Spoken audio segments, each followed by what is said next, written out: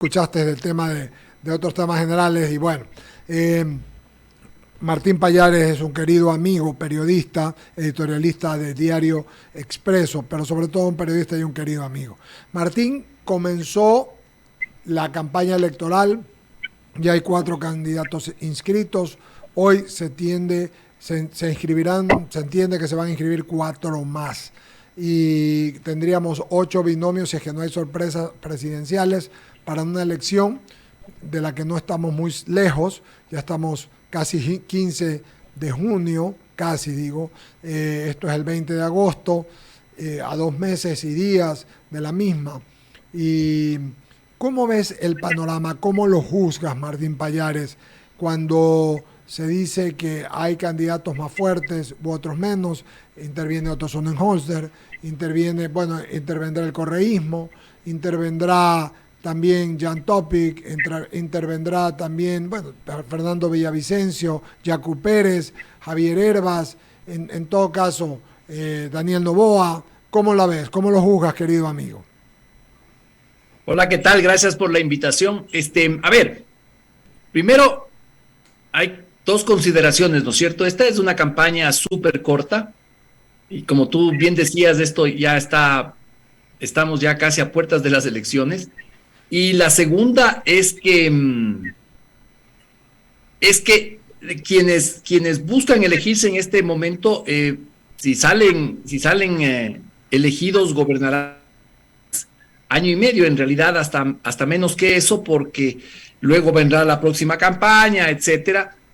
Muchos de estos candidatos me parece que van a la presidencia, irán a la presidencia en el caso de ser elegidos, pensando en las posibilidades de reelegirse, ¿no es cierto? Entonces todo esto va a ser un periodo muy especial. Me parece que por el momento hay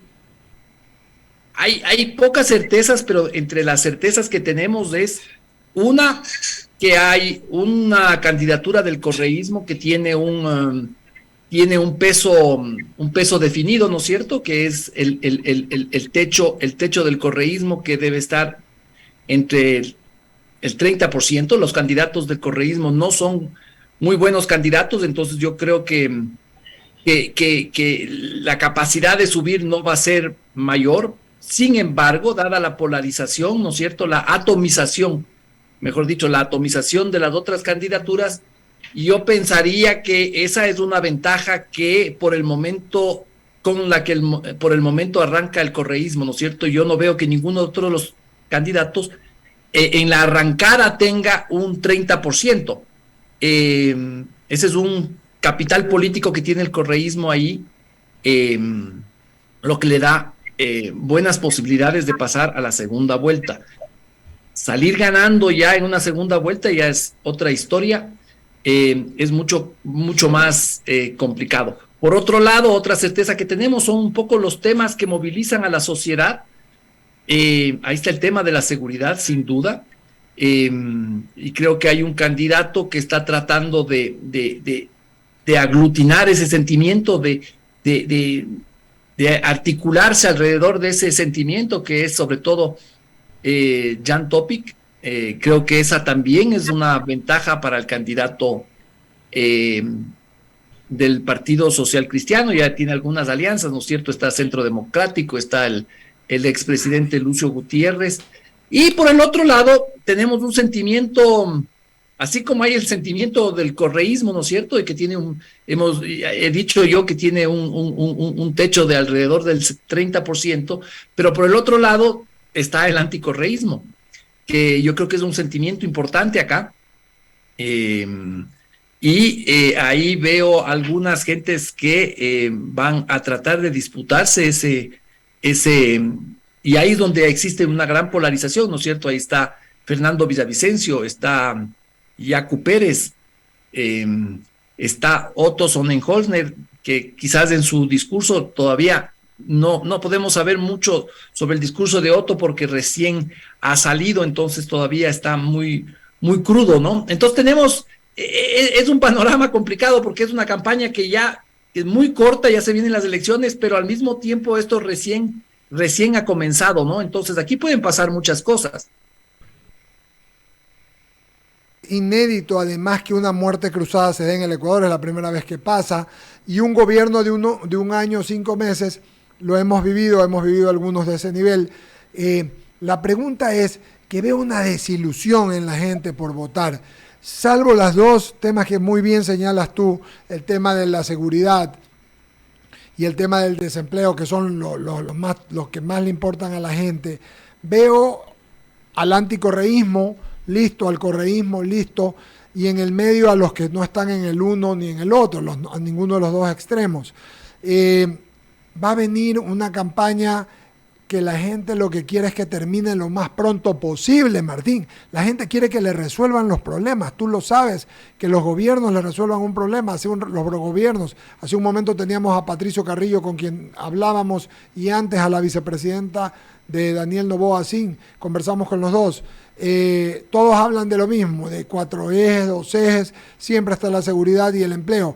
Pero a la hora de la hora veo una desilusión y una incredulidad de la gente que los políticos le resuelvan sus problemas, y una más, con un fastidio absoluto, por no decir asco, hacia la Asamblea Nacional, mi querido Martín. Yo iría un poquito más, yo utilizaría un concepto quizás un poquito peyorativo, no sé si esa sea la palabra. Yo creo que la gente tiene pereza de ir a votar. Es verdad, es verdad. Yo no veo entusiasmo, ¿no? Esa falta de entusiasmo me parece que sí, puede ser una desilusión de todo, una desilusión de la política, pero yo no siento ningún tipo de entusiasmo por ir a votar. Me parece que es un poquito como ir forzados, ¿no? Y es curioso eso porque se supone que con la muerte cruzada se estaba desatando una gran crisis política, se supone que las fuerzas que estaban tras el juicio y la salida de Lazos manejaban un discurso según el cual este país ya no aguantaba un día más, pero yo no veo entusiasmo. Sería normal que ante el cambio de un supuesto desastre en el que vivimos, ¿no es cierto? Sería normal que hubiera más novelería por ir a votar, un fervor político, pero yo eso no siento en absoluto. Yo no sé en Guayaquil, pero en Quito se siente más bien una especie como de alivio de que no esté funcionando la asamblea.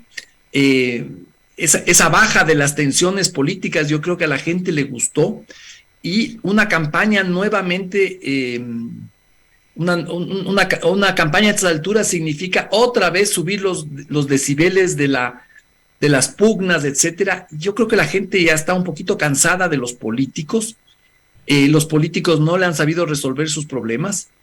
Entonces yo veo la desilusión que tú dices, pero también veo una enorme pereza. No hay como una causa movilizadora frente a estas elecciones.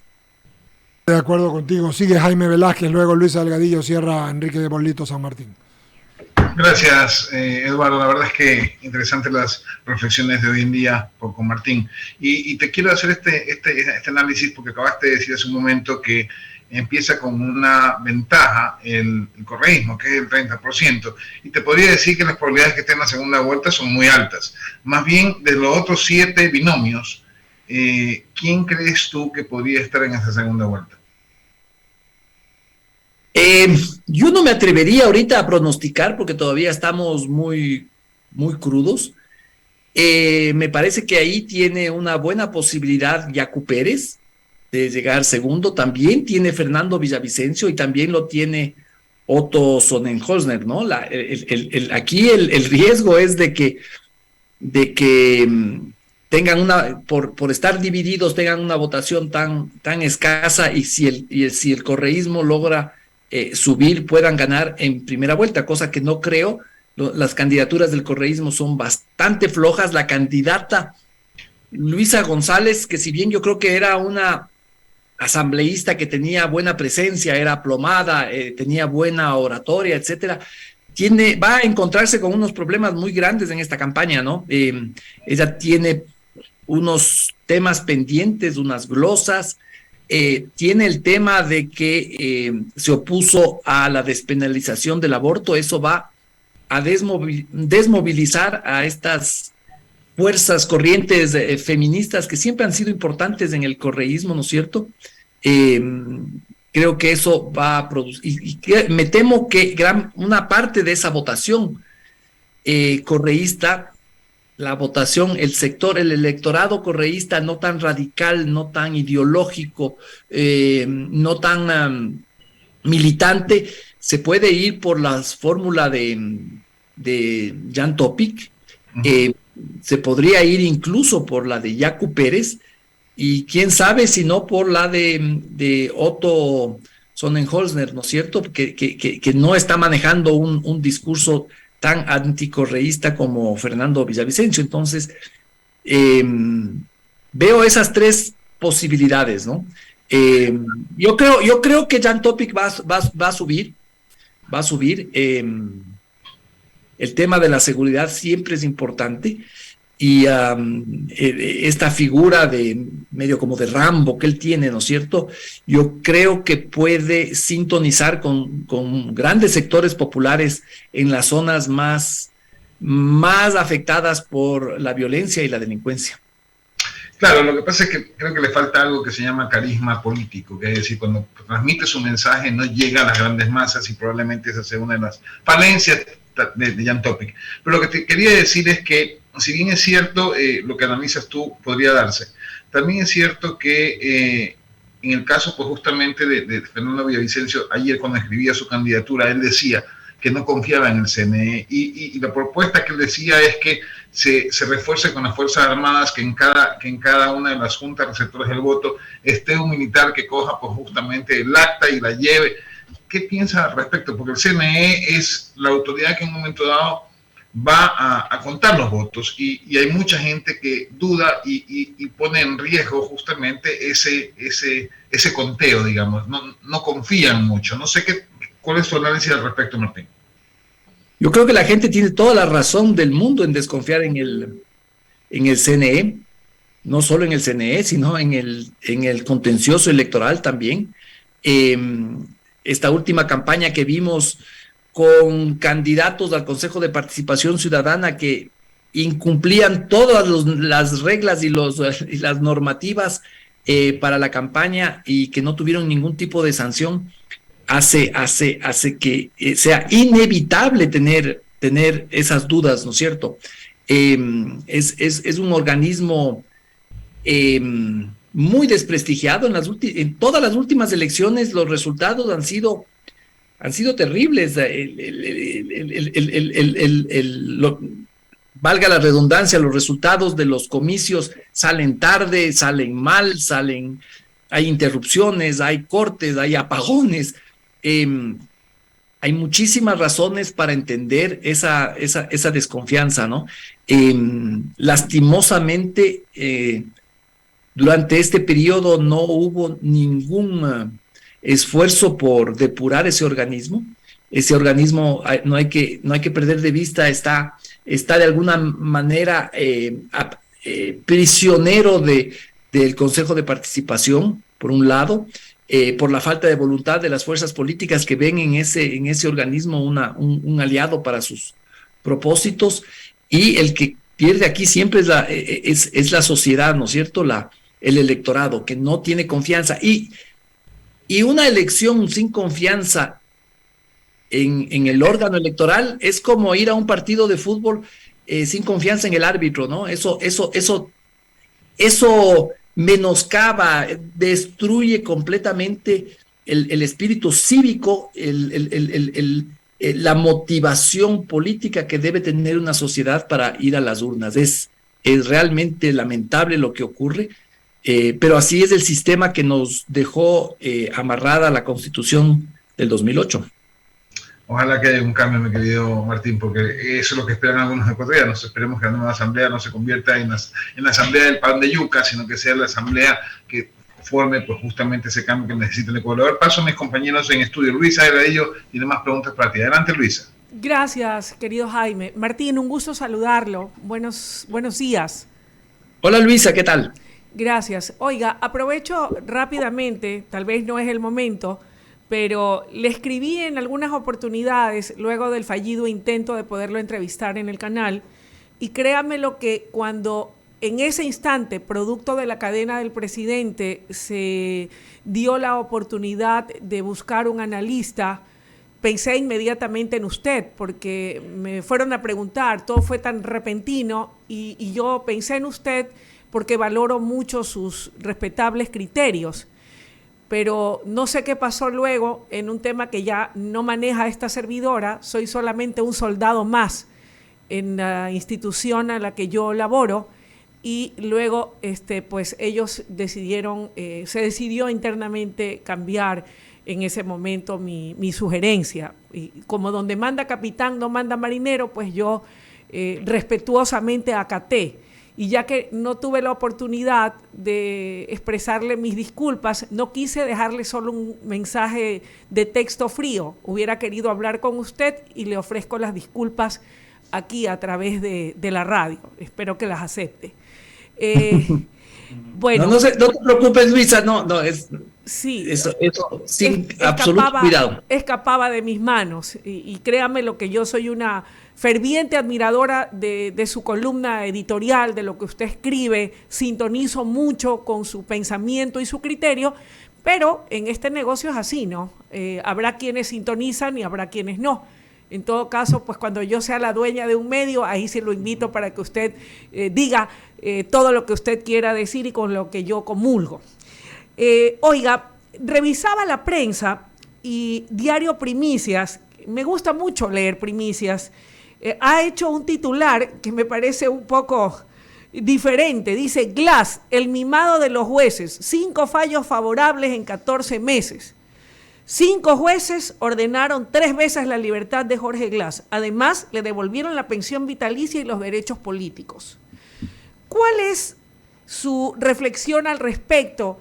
¿Está bien este calificativo de que sea el mimado de los jueces? Porque aquí yo creería, y no sé si usted coincida conmigo, que al menos hay una contradicción, porque los líderes de la Revolución Ciudadana, particularmente el expresidente, ha señalado siempre que desde que él dejó de ser presidente, la justicia en el Ecuador está completamente politizada y ha servido como un instrumento de persecución contra las figuras del correísmo.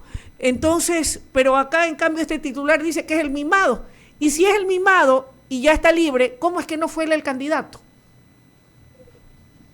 Luisa, yo también leí esa nota de Primicias y me parece que ese título se sostiene en el contenido de la nota, están las evidencias, ¿no? Me parece que está bastante claro que ha habido un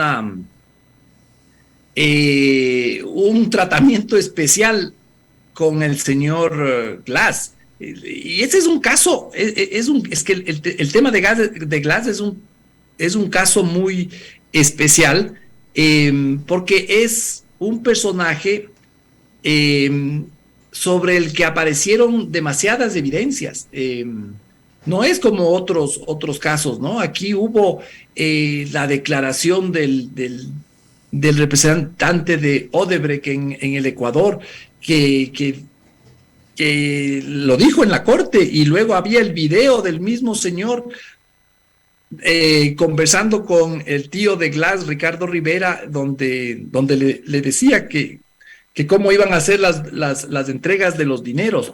Han habido muchas evidencias demasiado fuertes. Hubo los 13 millones que se depositaron en Telconet y luego se devolvieron o no se devolvieron, nunca se supo bien si llegaron a devolver, pero hubo esos 13 millones. Entonces, se puede, por presiones a la justicia, se puede ayudar, se puede mimar a un personaje como este, pero yo creo que ya ir en contra de la percepción de la sociedad ya es otro cuento, ¿no? Y creo que por eso también la candidatura no fue. Además, no nos olvidemos que legalmente no podía ser alguien sentenciado por cohecho o por algún acto de corrupción, no puede ser candidato nunca más en la vida, por más que el juez de Yaguachi, me parece que fue, le dio esa acción de protección. Pero yo creo que dentro del mismo buró, en el buró central del correísmo se vio que eso no iba a funcionar, de que iba a tener muchos problemas. Pero claro, hay que pensar, Luisa, que el correísmo se nutre de un mito, que es Rafael Correa, y la presidencia de Rafael Correa. La única conexión que existe entre ese mito y la realidad acá en el Ecuador es Glass, ¿no es cierto? Luisa González, Andrés Arauz, no llegan a ser como esa conexión entre el mito y el escenario actual. Glass sí. Entonces, a Glass hay que mantenerlo ahí para mantener vivo ese mito. Martín, en todo caso, ¿podría ocurrir o no? Y es solamente una pregunta. Aquí no va esta pregunta cargada de ninguna intención, ni mucho menos, sino preguntarle al experto en el análisis político, ¿en qué medida el hecho de que la ausencia física o la presencia física, para hablar con propiedad, del líder de la Revolución Ciudadana puede o no incidir en la votación en estas elecciones anticipadas, habida cuenta de que en las seccionales, si bien es cierto, no alcanzaron una hipervotación a nivel nacional, alcanzaron algunas respetables alcaldías y prefecturas, incluso de Pichincha y Guayas. ¿Qué incidencia tendrá el hecho de que, al igual que la vez anterior, Correa esté fuera y, como usted señala con muy buen criterio, únicamente sea Glass el que esté o sirva de conexión entre el líder de la Revolución Ciudadana y sus figuras que están corriendo para binomio? No, sin duda, lo que haga, diga, comente, etcétera, Rafael Correa tendrá un peso fundamental en la campaña. Insisto, él es el mito. Correa, como buen caudillo populista y autoritario, no permitió que surjan figuras de peso en su propio movimiento, ¿no es cierto? Estas figuras piensan que son los elegidos y están destinados a estar presentes en la política y en el gobierno por eternidades, ¿no es cierto? Entonces, no existen delfines, que se dice, ¿no es cierto? No existen sucesores. Entonces, por ahí hay unas figuras medias patulecas, ¿no es cierto?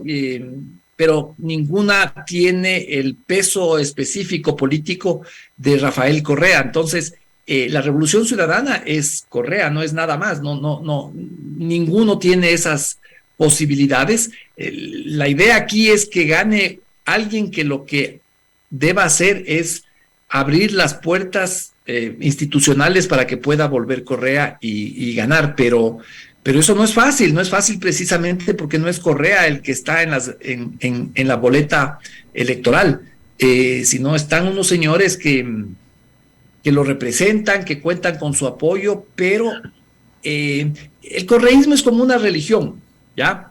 El correísmo es como una religión donde Correa es el ser divino que está ahí arriba en el cielo, ¿no es cierto? Y tiene unos apóstoles, unos pastores que nunca van a gozar de la fe ciega que tiene ese ser divino que está allá arriba en el cielo, digamos. Entonces no es fácil, no tienen ganada la pelea. Gracias, estimado Martín, por atender mis interrogantes. Eduardo. Muchísimas gracias, querido Martín. Gracias por la amabilidad. Seguiremos conversando Dios mediante. Te mandamos un abrazo. Tengas un buen día, Martín Pallares. Muy bien, gracias y muchos saludos. De igual forma, saluda a la mesa de diálogo también y a Martín Pallares, el doctor Jaime Levet, Carlos Cicles, Juanito, que nos escribía, Juan Carlos, también nos está escribiendo Antonio, Alfonso, Clara, Juan Ernesto, entre otros de los que puedo leer. Con ello, decirles, son las 10 de la